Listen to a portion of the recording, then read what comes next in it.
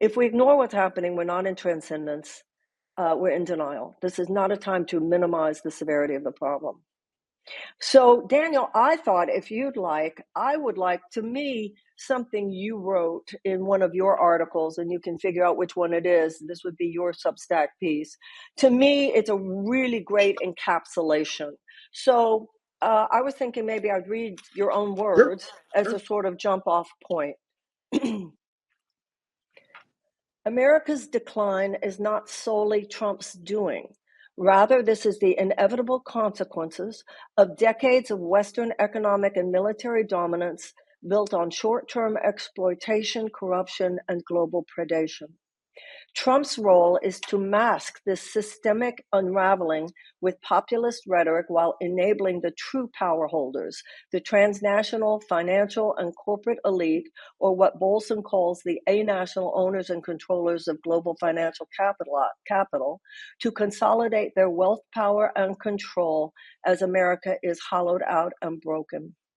The goal of Trumpism is a controlled demolition of America, engineered to benefit the transnational financial elite at the expense of the people.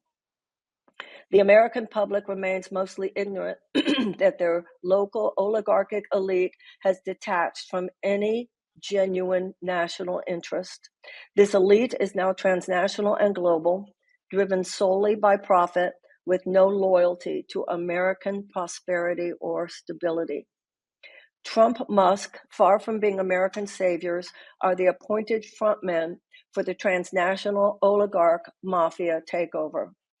They distract the populace with slogans like drill baby drill, while they enact policies intentionally designed to bankrupt American industries like oil and energy, ceding control to APEC, Saudi Arabia, and China. Musk's takeover of the technological infrastructure of the US government makes perfect sense within this larger framework. I will explore this more soon. Certainly, by stealing everyone's private information, Trump Musk will have the capacity to dox resistors, submit them to unnecessary audits, and so on. As a foreshadowing of what's to come, please read Trump and Musk pluck $80 million in funding authorized by Congress from New York City's bank account. Chris Hayes writes, Musk and Trump use the powers of the federal government to reach into New York's bank account to pluck back $80 million that Congress authorized. They're taking money out of other people's bank accounts and calling it a clawback of taxpayer money. A lot of people would call that stealing $80 million. So those were your words, Daniel, and I just thought they were a really good place to begin because, like I said, I think you really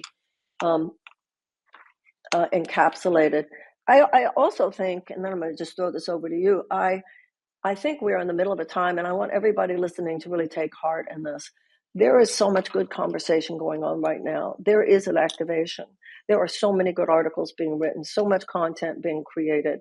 So you're not alone. No matter how you feel about any of this, when you hear words like that, none of us are alone. And I do believe there's an awakening going on. And I believe there will be ultimately a massive enough hell no to claw this back. But none of it's to be minimized. So, okay, my friend, over to you. Yeah, thank you. I mean, yes. So I do think that's a useful way of understanding what's happening. I mean, it's a playbook that's happened in other countries. I mean, the U.S. has done it to other countries, right? Like, particularly if you read the shock doctrine, and the disaster capitalism, if you trigger an economic crash, then if you're a billionaire, sure, you lose, a little of your billions, but you're still, in a much better position to buy the distressed assets, the bankrupt companies, the bankrupt farms, and so on. So basically, they want to privatize the public goods of the United States. That's why they're emptying out the parks of park rangers. The parks will become more dangerous. People will finally be like, oh, let's just let some private company take it over. Same with like the air traffic controllers. I mean, Musk even tweeted, somebody was complaining about all these plane crashes. And he was like, oh, my SpaceX is going to take it over and we'll control it. So that's one element. It's a example. It's like a hostile takeover in a business. You Yeah, sell off the distressed assets. exactly. Another aspect, which is I think very important for people to understand, and what makes the situation different is the rapid evolution of artificial intelligence. So if you read, like, there was just a Paris AI conference where JD Vance spoke, and he said that America wants no more regulation, no more restriction. We have to just push it to the max. Dario Amodei and one of the the the Google DeepMind had a conversation, and they were both saying, yeah, we're going to have artificial general intelligence potentially in 5 years or by 2030 for sure. And so that's at a point where AI can do everything that a human can do better and faster than a human can do it. So what they're basically looking at, there's two articles that I linked to today in my Substack, is a future where 90% of humans are basically irrelevant. The knowledge work will be handled by AI. Legal aid, phone service, graphic design, music for commercials. Like, we're already seeing a bunch of this happen, and so yeah, I mean, so there's different ways that a society could respond to that. And that's really what I wanted to talk to you about today. What we have now with Musk and Trump and their allies is kind of the least benevolent approach to this. So they're basically saying they want to cut all the social services. People will be abandoned to their own devices. The wealth will be increasingly centralized. One of the pieces makes a very good argument that the way they're looking at this development of AGI, it's closer to how, like, if you have a country like Congo or someplace that has just a very, like, a resource like oil or something.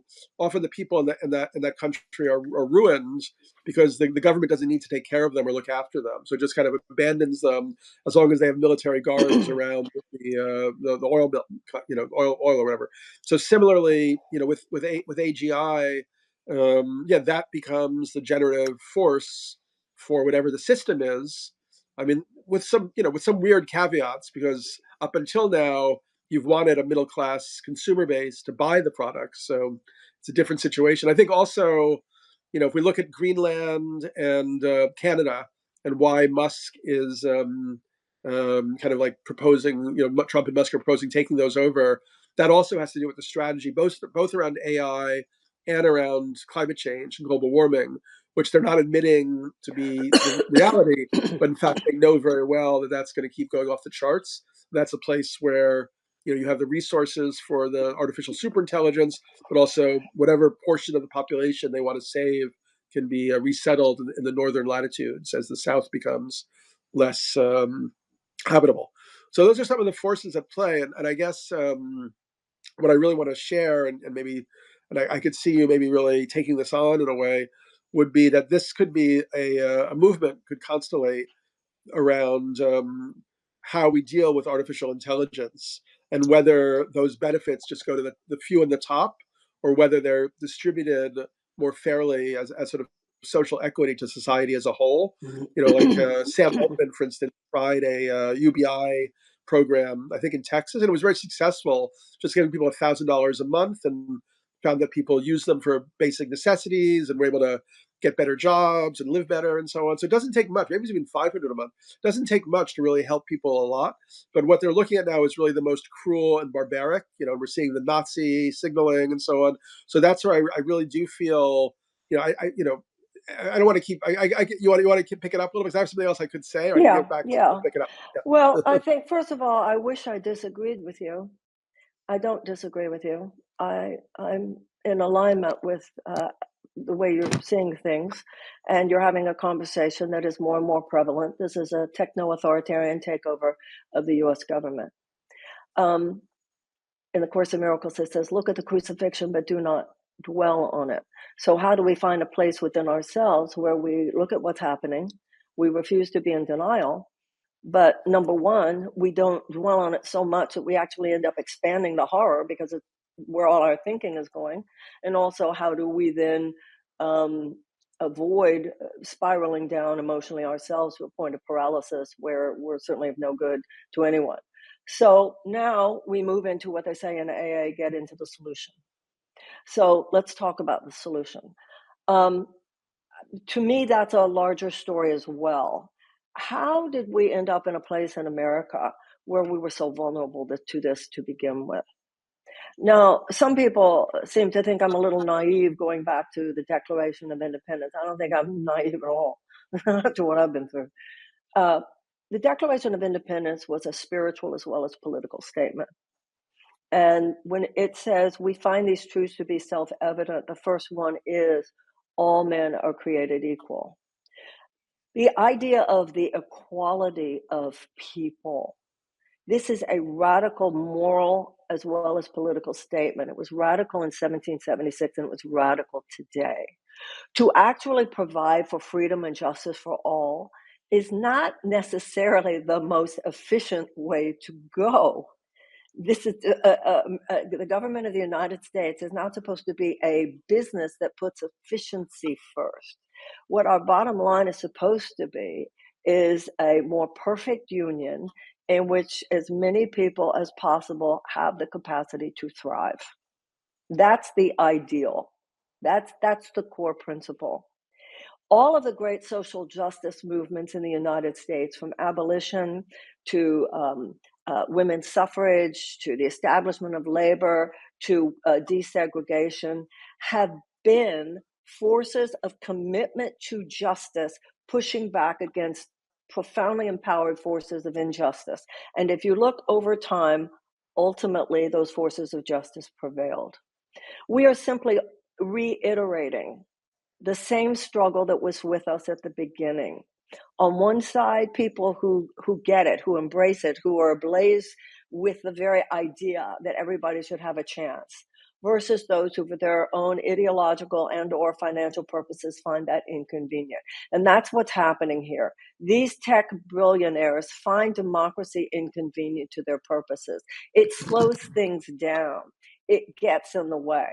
And so there is now a very empowered set of people with tremendous, before, yes, whether it was the slave owners or the segregationists, they had the money, they had the political power, they had the business power. These guys have the technology. Never before has this been what it is now. So the issue is, how do we not be the first generation to wimp out on doing what it takes to protect the democratic ideals of universally franchised freedom and justice to the best of our ability against forces that are bent on destroying it. And I think that that's really important here.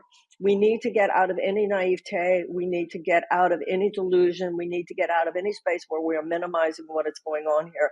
These guys are on a rampage. They are on a path of destruction. They decided not to go incremental. They decided to go full on assault. Don't even think about resisting. Give in now. It creates, as it is already creating, a lot of obedience in advance. Where people know, if I try to resist this, I will have nothing. Now, what Daniel was saying before was this can lead, and I agree with what he was saying, this would lead to basically at least the technological enslavement of the majority of people. And also Daniel pointed out something very interesting, which is that too many people on the planet itself would be an inconvenience and a burden to that authoritarian system. So what do we do? Okay, I'm a believer. I grew up in a world that, for the most part, you could depend on the Democratic Party to kind of hold aloft the philosophical and principles that we're all committed to, and so forth. I grew up in a time where, if you take what we're going through now versus Watergate, there were Republicans who stood up to Nixon. But our political system, both political parties, have so been hollowed out of their real commitment to the principles. Money, the undue influence of money on our political system has just seeped, the life force, the moral authority and life force out of America's political system has fallen away. So what do we do? That's not to say that there aren't people within the political system working it and trying what they can and so forth. We could have that conversation, but everybody knows exactly what's happening. I think the point here is, how do we, the people, that is the final line of defense. And if we work it, it will work. And that is we, the people. One of the things that you just said, Daniel, is you'd like to see an organized movement based on these humanitarian principles. my belief, and as I emailed you earlier today, I tried that, Dan, and I ran for president. I tried. At this point, I believe that this is nature is organizing the resistance. Nature is organizing the resistance. What we are doing right here, right now, Daniel and me, and everybody with us here on this Substack live, let's remember thousands, if not millions of people are basically having the same conversation we're having right now. This is happening. Look on social media, look on TikTok, look at people who are staging protests, look at town halls. I personally believe the energy, a moment of big collective activation has obviously not occurred yet, but the energy is rising. So I think what we need to keep doing, Daniel, is exactly what we are doing.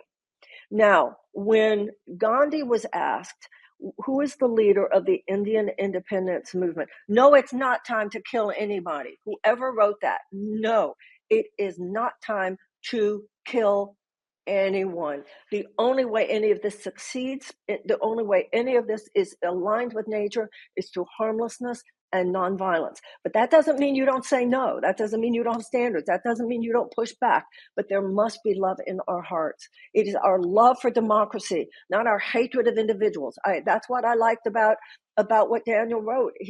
Those guys are just symptoms. You got rid of any of those guys, there'd be others behind them. That's not the way to go. The way to go, however, is to expand into all aspects of our own beingness. What's his name? The Dalai Lama. Oh yeah, what's his name? The Dalai Lama said, in order to save the world, we must have a plan, but no plan will work unless we meditate.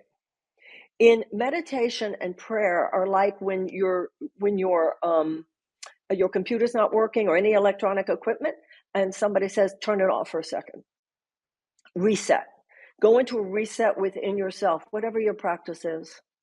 The reset within ourselves, preparing our nervous system, because what's happening right now is an assault on our nervous system. That's part of what's happening here.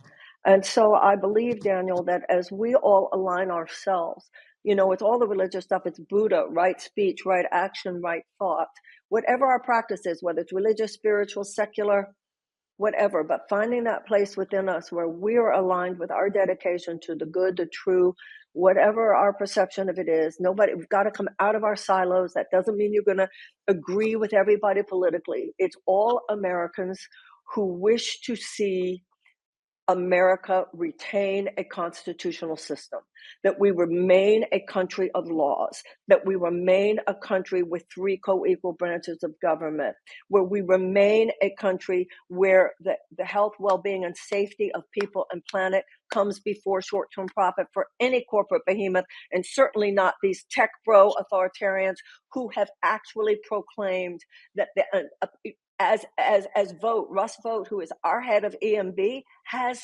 said that this is a post-constitutional chapter because that's what's necessary to defeat the liberals. That's not the America we want. We want an America where some people are liberals, some people are conservative, some people are progressive, some people are agnostic, some people are religious. That's the beauty of America. And for those of us who seek to keep that, that's what I think. I think, as I said, Daniel, nature is organizing the resistance, as long as every day be at it, be in conversations like this, educating ourselves, showing up for what we can show up for. And I believe it, whether it's a general strike that ultimately happens or whatever, we'll all know. And it won't be organized from above. It will be something coming from inside us. We'll all look at each other and we'll know. And just one last thing I want to say. If you read about World War II, it's amazing in those countries where there were the great resistance movements, like France, let's say. There were no electronics, there were no computers. It would be things like somebody would be at dinner and somebody would be sitting on the other side of the restaurant. And then when somebody left dinner, they would either leave their napkin face up or they would leave their napkin on the chair. And then somebody at the other side of the restaurant would know what to do based on that. So there were people using so many dimensions of their own intuitive as well as intellectual capacities, and none of it will work without courage. They prevailed, and so will we. Okay, that's what I wanted to say in response to the last stuff you said. Oh, thank you. Yeah, it's beautiful to hear that. I mean, yeah, I guess in some ways I'm having some kind of slightly different ideas around, for instance, like I spent 10 years writing a book called How Soon Is Now, that came What out in is now? 2016. How Soon Is Now was the name of the book. How soon And is it was now? basically thinking about what kind of system could address the ecological emergency, because it doesn't seem that our society, whether we were ruled by the Democrats or the Republicans, it didn't seem like we were able to do that. I mean, Mm-hmm. you know, under Obama, we became even produced more oil. You know, climate change went up, wealth inequality went up. So I feel that the system was kind of broken in a way. I mean, I do kind of agree with that. Feeling that the system was very much broken, and that maybe it's not fixable. Because part of the thing is, it's like, go back to the Declaration of Independence, the Constitution. This was all 18th century political technology, or that was the best that we knew how to do at the time. And it was a time, unfortunately, when things moved a lot slower, right? Like information moved slower, ideas moved slower. Change, the pace of change was slower. It would take like a week probably to get a message from one side of the country to the other. So this whole system was built for a time that was much slower, and where change was happening much more slowly. So I'm completely against dictatorship, authoritarianism. I'm much more, if anything, a kind of you could say anarchist, or ultimately like a social ecologist. Somebody like Murray Bookchin, I really like. But it may be that this system had to break down in order to allow for something else to emerge. So, and just looking at an evolutionary way, and from the Democratic side, it was just stuck, and people were very angry and frustrated, and yeah, we were like allowing kids in Kentucky to have a very poor education and die of fentanyl abuse. Meanwhile, we were sending all this money to Israel and Ukraine and all that stuff. Like and I support the Ukraine war, and so on. But yeah, so things were very intricate, and I can understand that a lot of people are very shafted by how this thing had developed, and maybe it did. Maybe it's not. We're going to go back to the old constitutional system. Maybe actually what has to happen is something new and different, and then we can begin to think what that could be like, because technology, on the one hand, can be used to dominate and control and surveil and so on. In theory, it could also be used to build a more participatory democratic system.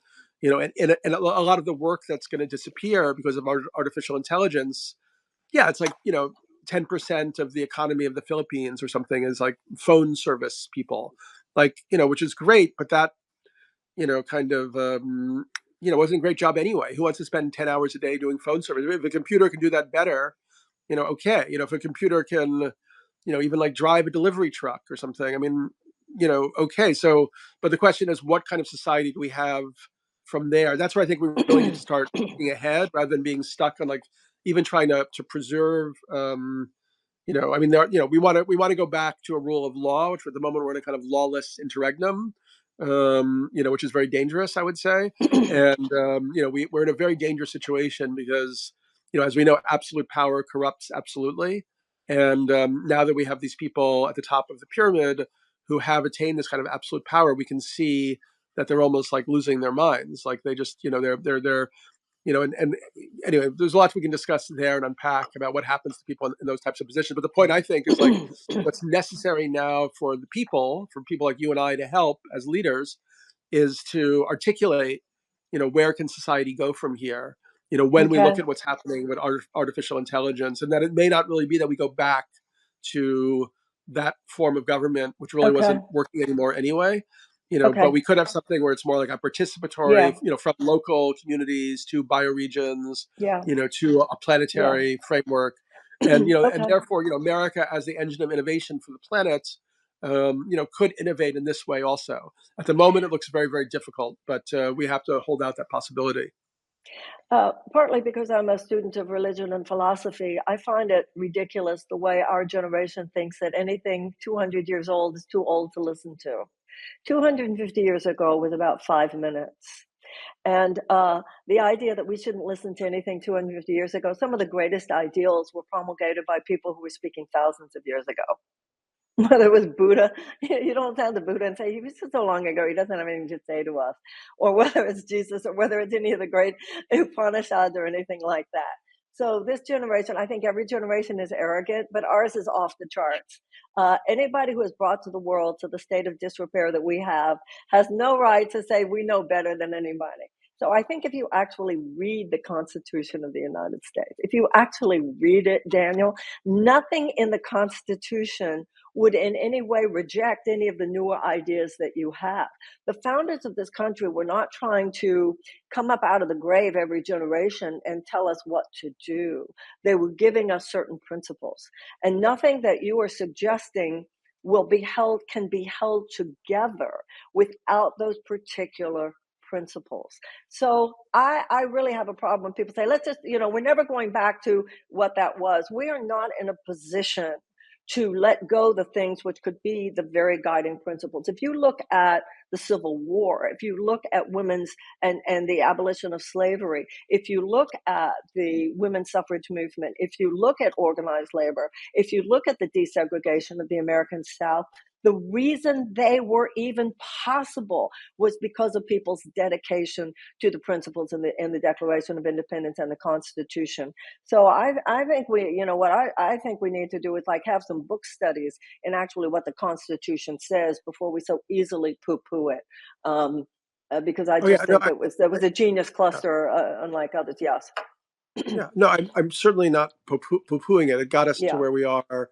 It allowed for many incredible and terrible things. By the way, I blocked this guy Bill Marsden because I couldn't listen. Good on you. Good on you. I'm glad you did. I'm learning the block function. It's like yeah, I didn't know how to, but I was going to politely ask him to leave. So I'm glad you took the mommy and daddy handled it. Yeah, I do want to say though that as wonderful in many ways as the Declaration of Independence and the Constitution were, I also think there were things left out and flaws. I mean, as we know, but that's what the amendments are about. It's a living document. Let me just finish for a second. Yeah. Because it was obviously a society founded on slavery and genocide of the indigenous people. I mean, these are wounds and scars in the American psyche that have never really been healed. And we can also talk about how Trump has called up all the worst parts of the American psyche, which is very sad. But before, and one of the things that our system of governance was based on, was the Native American governance that existed here before, like the Iroquois Confederacy. And there were some things that were part of that system that we also probably should look at again. So, for instance, with the Iroquois Confederacy, which had an Iroquois constitution, the chiefs or the leaders were the people who generally had the least. Like the whole point was that if you were noble of character and somebody who was worthy of being a leader in your community, the last thing you would do is amass wealth and resources.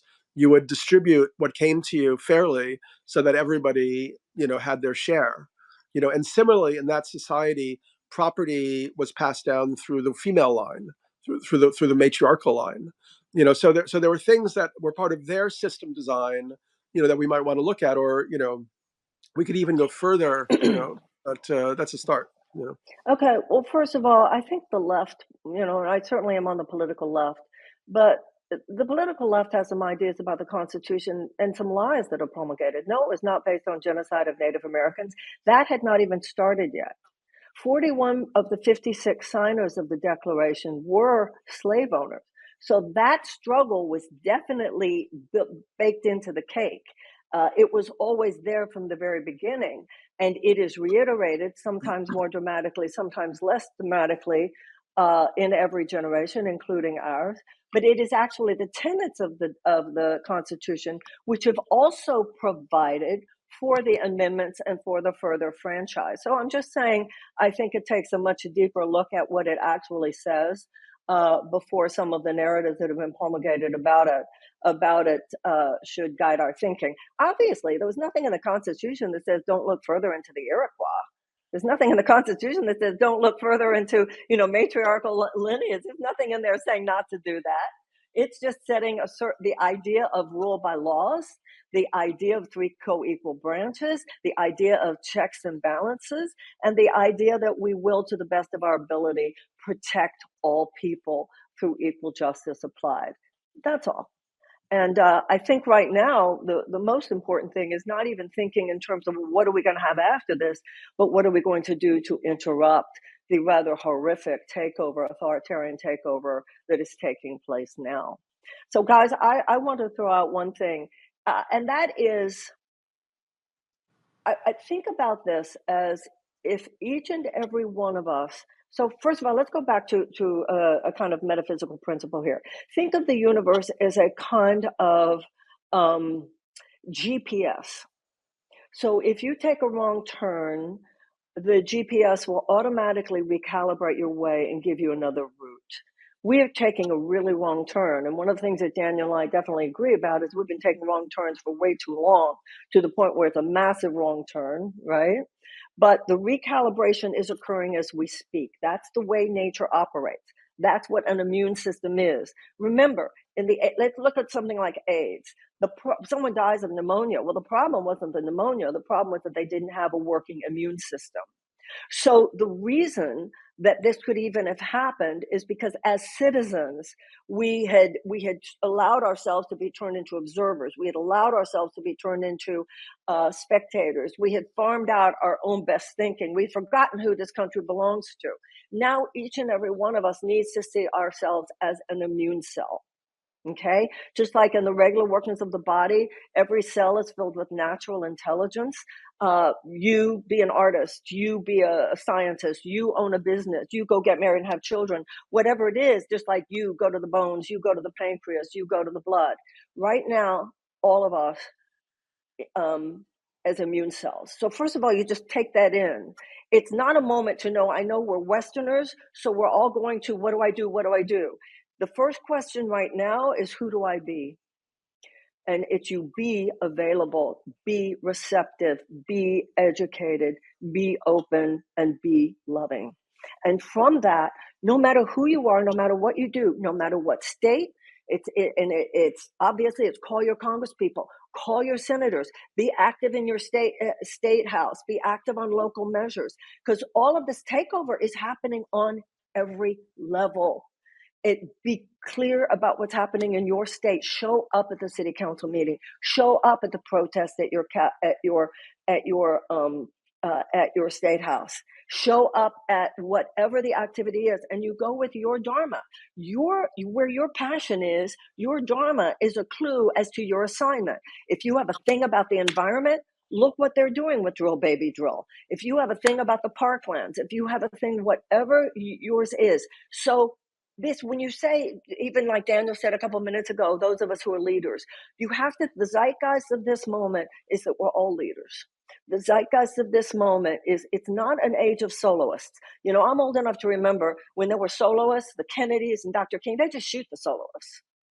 So this has got to be, the zeitgeist of this moment is a choir. The zeitgeist of this moment is each and every one of us showing up in whatever way you're guided to do on any given day and any given moment. Sometimes it is something like just being part of a Substack Live and being a part of other people, having the conversation. Sometimes it's action, sometimes it's reading, sometimes it's fasting.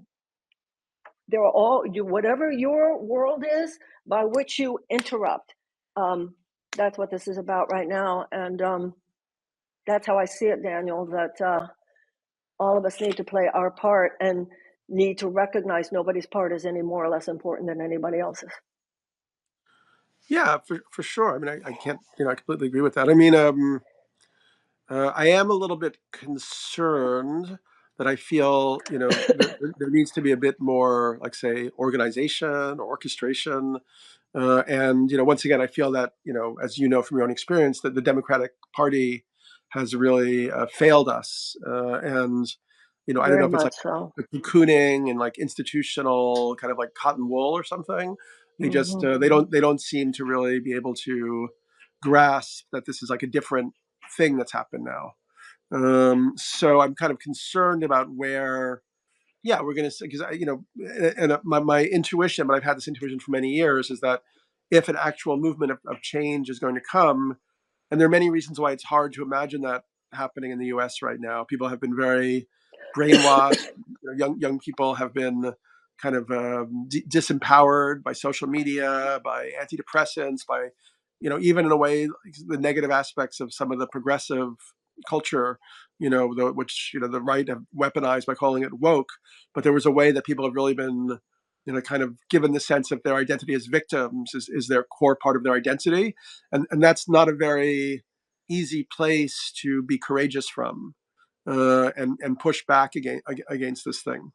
So I'm interested. I think there needs to be kind of somehow a little bit more of an orchestration, and I think also really this, there's certain key points that I think will really help people.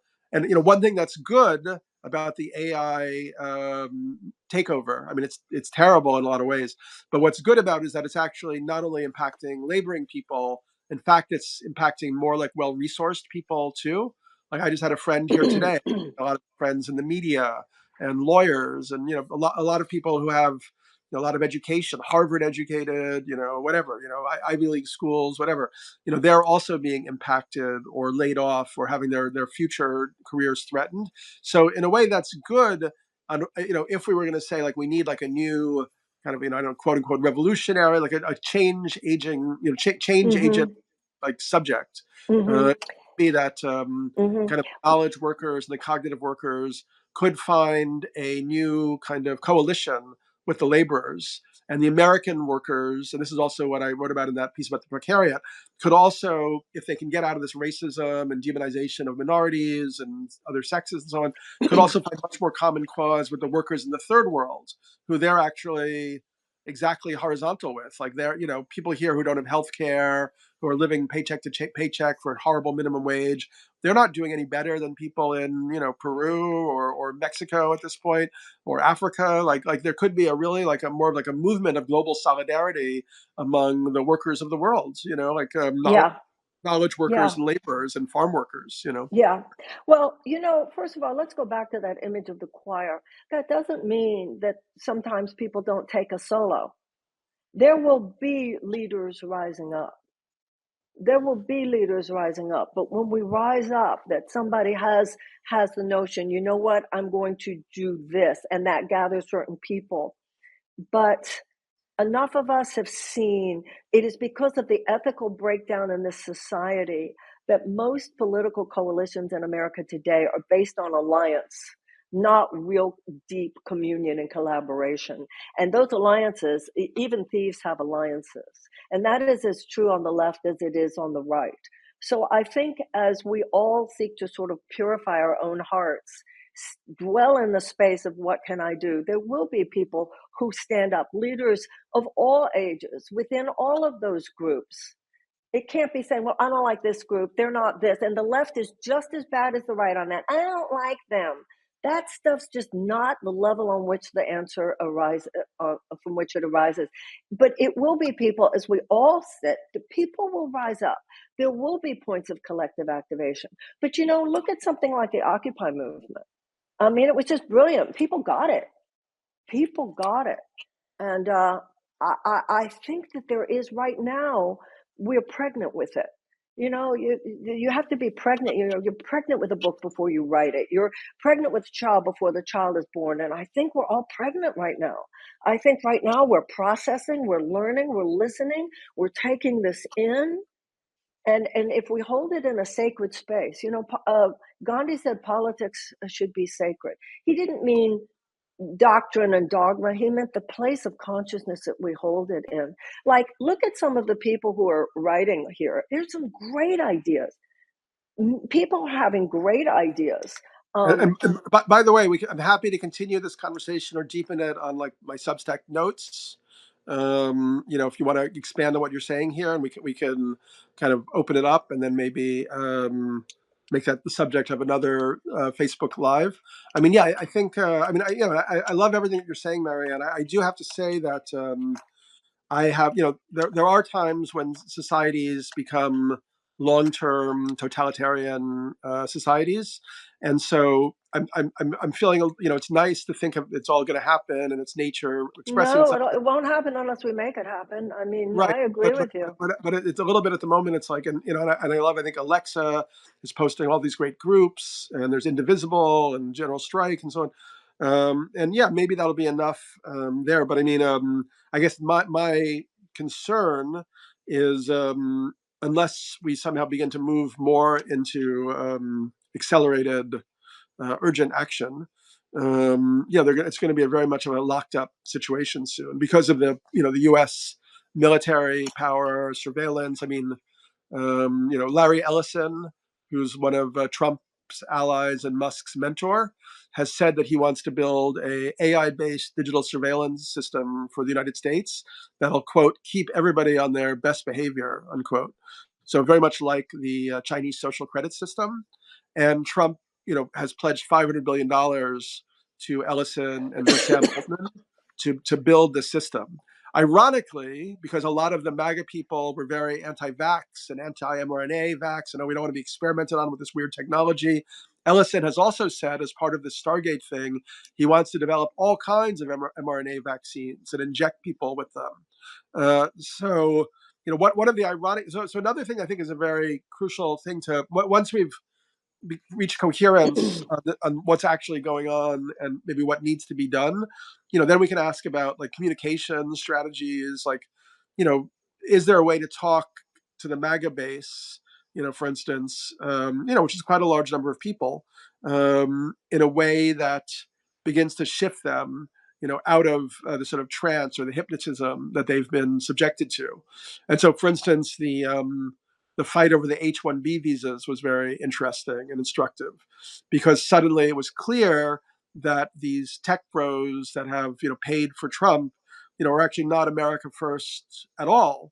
They actually are completely happy to have tech workers flown in from around the world, and they're used as serfs basically, where they're actually not paid that well. They're not like the cream of the crop. They're like run-of-the-mill programmers.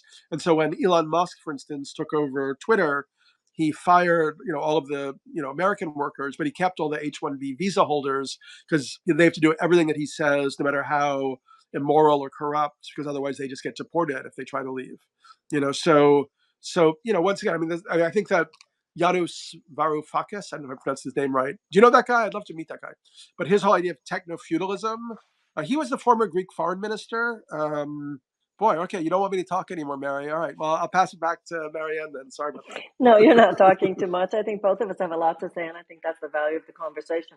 I do want to take on that same woman had asked about God. I want to point out something here. Most of the great social justice movements in the United States did emerge from spiritual and religious sources. Among the white abolitionists, there were black abolitionists and white abolitionists. The movement itself was segregated, of course, at that time. But among white abolitionists, the movement emerged from the early evangelical churches in New Hampshire. The women's suffrage movement, most of the leaders of the suffrage movement were religious Quakers, and the idea of the inner light in which we're all equal, suffrage emerged from that. And also, let's not forget that Dr. King was a Baptist preacher. The value there is two things in terms of the sort of characterological effects of genuine spiritual belief. First of all, there's an intolerance of what someone sees as evil, that you are capable of saying that there's a red line, and secondly, that there is an absolute conviction that another world is possible, and that you stand on that possibility. So whether someone sees this from a spiritual and religious perspective or not is irrelevant. It's just that it is interesting to note that when that woman said, "Where does God come in?" It's about God expressed through us, of course, but it's love, that you stand on love, and that which is completely loveless is intolerable. And I think that's the point of totalitarianism. There's no love there. It is spiritually devoid. It's an amoral system. And that's what unfettered capitalism that led us to this, a strain of capitalism in which there was absolutely no sense of ethical responsibility.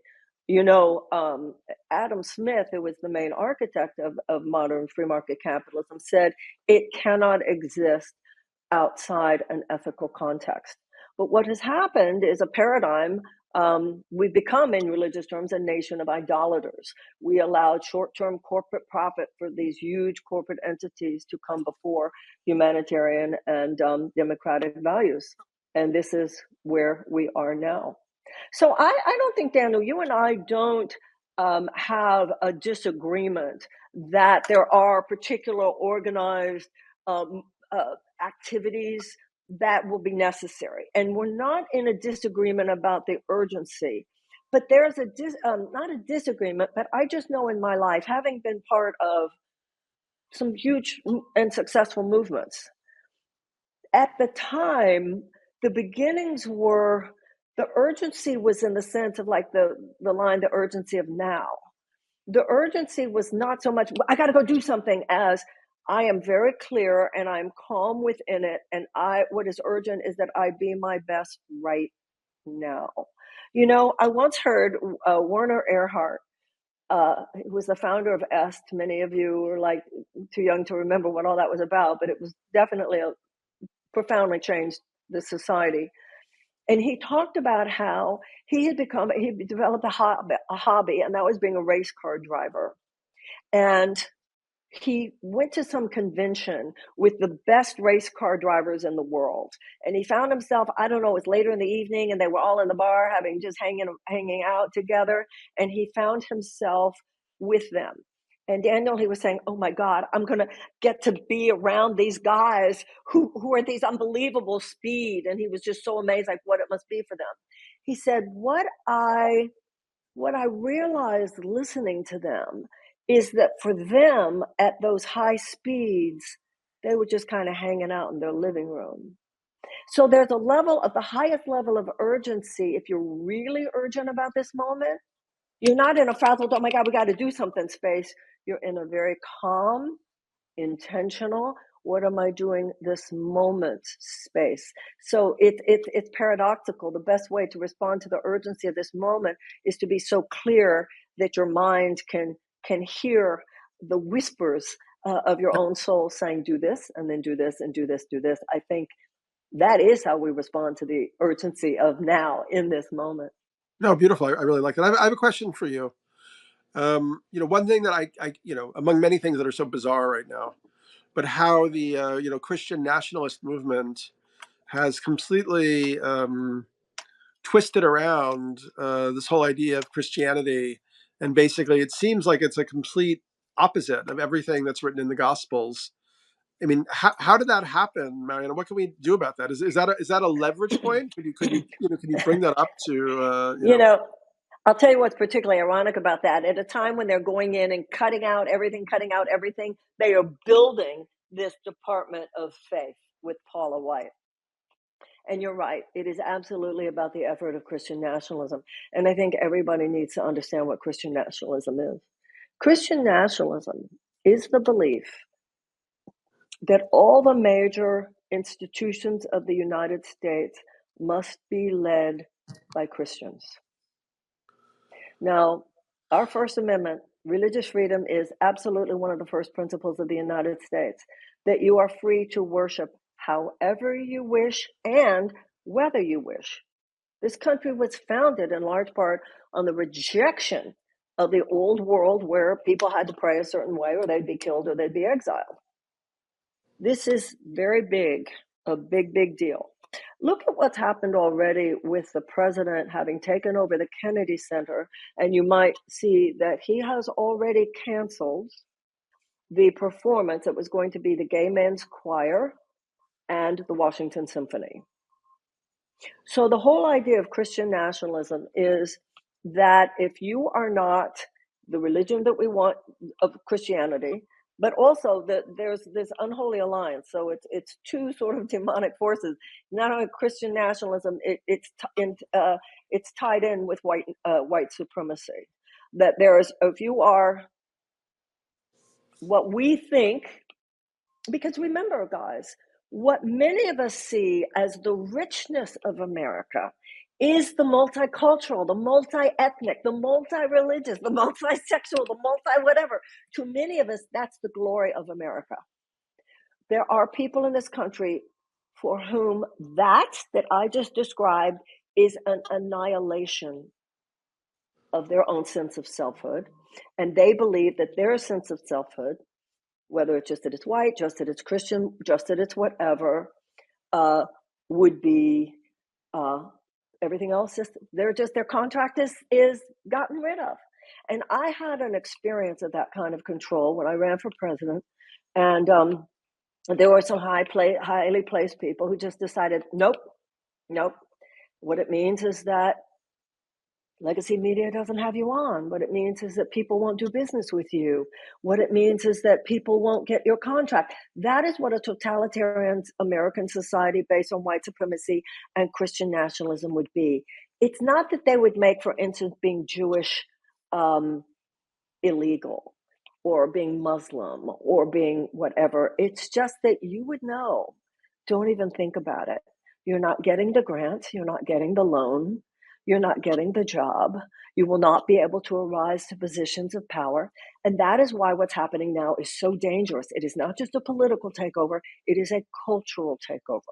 That's why something like the president's saying that we are going to cancel the symphony working with the gay men. By the way, going back to the Constitution, all men are created equal. The reason it's important for gay men's choir to be able to sing at the Washington Center, the Kennedy Center, is not because they're gay, but because they're American. Because in this country, the whole ideal is that everyone has an equal shot. And America has never fully actualized that. But I can tell you, even when I was young, it wasn't like anybody thought we were all there. But there was a national consensus we were supposed to try. And that's what's so dangerous about this moment, that there are so many people who honestly don't have a problem with the fact that gay people couldn't sing at the Kennedy Center. And that's what Christian nationalism and white supremacy are about. It's about certain groups that they think should be the ones who are seen, the ones who are promoted, the ones who are empowered. And that gets down into the granular, the one who is given the educational loan, the one who is given the grant, the one who is given the job. And also, as you said in that section of your article that I read at the beginning, Daniel, Musk has your data. It means being audited. It means all the different ways that they have of controlling your life. And one of the things that happened to me when I went through that experience of knowing, oh, somebody doesn't want me here, you never necessarily know who the actual people are. You don't have to. They're nameless, they're faceless, but you can feel them in the background. And what they are doing now is, and this is what's so dangerous, this is why the judiciary matters, this is why those three co-equal branches matter. What they're doing now is getting us to the point where even if you knew who was doing it to you, it was no longer illegal. You have no recourse, and that's when it's over, because the majority of people have to pretty much do as we're told and accept what is, and they've got a lock on it. And I agree with you, Daniel, that if we don't act quickly, once they become entrenched enough, then you do have something like Russia, like the Chinese Communist Party, where it would take decades or longer to claw back. Somebody asked a question about the new head of the DNC, Ken Martin. Are you connected with him? Do you have any perspective on that? Well, I did run, and I'm very glad I ran, because I was really curious about the mechanism that had so suppressed my own candidacy. And I really wanted to know what is going on here. And I knew that that's where the keys to the kingdom. First of all, individual Democratic legislators. There's some people doing great stuff. I think Senator Murphy from Connecticut, Jasmine Crockett from Texas, Greg Cesar from Texas, this Congresswoman Stansbury from New Mexico. There are some, when we're talking about the elected officials, there are some people doing the good stuff. I am hoping and praying that any day now, a Republican elected official will break free of the herd. And I'm sure that they're already afraid because they're being threatened in their careers But hey, I would say to that, all of us have to make ethical decisions at work. But an article I read yesterday said that some of those Democratic, even Republican, even senators have said that they fear physical violence and for their own safety. That's how this is how far this has gone. Um, in terms of running for the DNC, in terms of Ken Martin, um, I felt when I was running that the only hope was for the Democratic Party. So first of all, let me say again, you've got the Democratic legislators, and then you've got the DNC, this governing body. I didn't. This is my experience of the DNC: corrupt at the top, clueless in the middle, and childish at the bottom. Hmm. At the conference, there were some very lovely people, but nothing near the consciousness that I felt was required in order to absorb the meaning of the abject failure of the Democratic Party, losing the House, losing the Senate, losing the White House, and losing so many state legislators to the point where, in many cases, you've even got Republican supermajorities. I felt, and I did drop out at the end. I knew there was no way I would get the numbers, and um, I endorsed Ken. Ken is the best of the old. There were only two serious progressives running. That was Faiz Shakir, who ran Bernie Sanders' 24 campaign. He and I were the only genuine progressives. There was no one was going to take seriously the idea that we were going to actually burst outside the box. So Ken is the best of that. We need to give him time to get his feet on the ground. On the other hand, if it had been me, man, we would have come out there swinging. I think if it had been Faz, it would have been Faz, it would have been coming out swinging. I think the bottom line is don't look to any institution at this point. We're on our own, but us together, it's we the people now. It's we the people now. We never should have farmed out as much of our best thinking, our conscience, and our citizenship to any institution. At this point, it's us, babes. So, I mean, in that sense, I guess I was having an idea. Are there people? Are there progressive billionaires, like maybe even some of the ex-wives of the tech oligarchs, like Bezos's ex-wife, or I think there's a few of them who have been funding a lot of amazing things, right?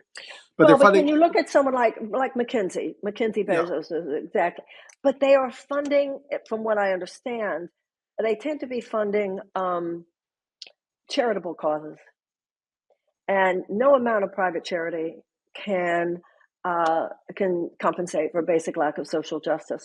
Now, Nicole right. Shanahan. It's Well, interesting. Nicole Shanahan had supported my campaign in 2020. Then, because of some personal issues of her own family and her interest in vaccines, et cetera, she went with Bobby in 2024.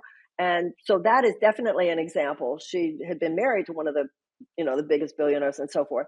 But now she's gone full on Trump yeah. because of Bobby. But I guess what I'm wondering is, I mean, my personal feeling is there needs to be kind of like a third force civil society movement organized around the impact that artificial intelligence is going to have in the next few years, which I also believe is one reason that Musk and Peter Thiel took over the government at this point, because they're Mm-hmm. aware that the whole thing is about to shift, in a very, deep way, and they wanted to. Mm-hmm. This was the time for them to take it over from the inside, and part of what Musk is doing as he gets into the guts and the operating system of all the treasury and so on, is adding like AI bots and AI agents. So he wants to do what he did to Twitter and cut the workforce by a lot, but then have a lot of it just automated by AI. And that's what they want to do, obviously, to the whole country in a way. But so this movement around our future with artificial intelligence and AGI coming in like 3 to 5 years or 3 to 7 years, you know, could we have, like, let's say, a nationwide like barnstorming? This is, it doesn't have to be like against Trump, or it's actually just like we need to have a new form of social equity to protect people.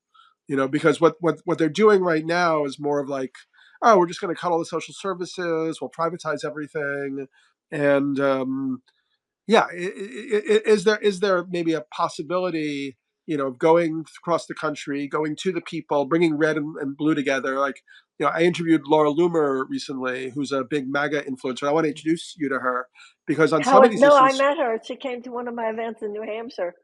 yeah, well, I think you guys should do some talks together also. But she's also very aware of how, where the tech elites are taking us is deeply against this idea of constitutional republic or government for the people or America first and so on.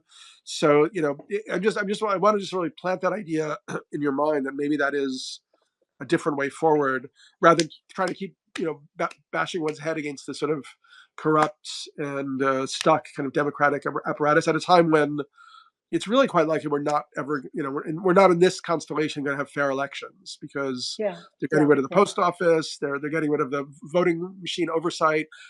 It's quite also possible that the last yeah, election was hacked by the right wing. yeah, There was also massive voter suppression. yeah, So just to keep banging one's head against that wall, I think is not going to work. But I could see maybe a different kind of, grassroots, going from place to place, maybe with some, musicians or whoever, and like really trying to get a new awareness of what this tech future is. Because I don't think most people are there yet. yeah. Well, I see it within the larger context of a species that has come to an inflection point. If a species is at a point where its collective behavioral patterns are malfunctional for its survival, one of two things will happen. It will either go extinct or it will evolve into a new space. And that's where we are right now. Our collective behavioral patterns are completely malfunctional, and they are malfunctional because we see ourselves as having separate needs from everyone else. So AI is a perfect example. There are two ways to look at this. You could look at it as a competitive model where multi-billionaires want to make more multi-billions. And then there's the cooperative or collaborative model. Whether it has to do with climate change, whether it has to do with nuclear energy, and whether it has to do with AI. The only way we can reasonably guarantee the possibility of human survival in the next 100 years is if we see AI as something that the world is going to collaborate in because of the realization that while this could absolutely solve so many of the world's problems, it can also and probably would, if only stuck in the lower consciousness of competition, could kill us all. But I think so much of this is accomplished, this change. And this is where I don't think it's a contest between what you're saying and what I'm saying. It's both and to some extent. But where I am is I think the work right now on the vertical is as important as the horizontal. Can we get musicians together and have a whatever? And then you got to get funding. And do we form a 501c3? All the stuff, it's all external, external, external. I'm a go vertical. So that to me, it's more about each and every one of us really understanding what's happening here, reading, listening, thinking, processing, understanding what does it mean. And I also hope everybody listening understands. Certainly, Daniel knows this, but I want to make sure you all do. Daniel has mentioned about the 500 billion, about Sam Altman, how Trump and all those guys and the Japanese multi-billion, they're all going to get together and they're going to spend $500 billion and they're going to have this major AI program, blah, blah, blah.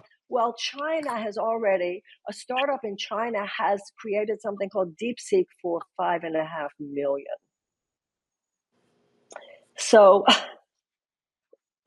so it's about each and every one of us, I think, Daniel, becoming very aligned with the realization. Right now, what's happening is that the forces of competition with AI are absolutely squashing the forces of, as you would say, social equity. We have to have guardrails. We have to be collaborative.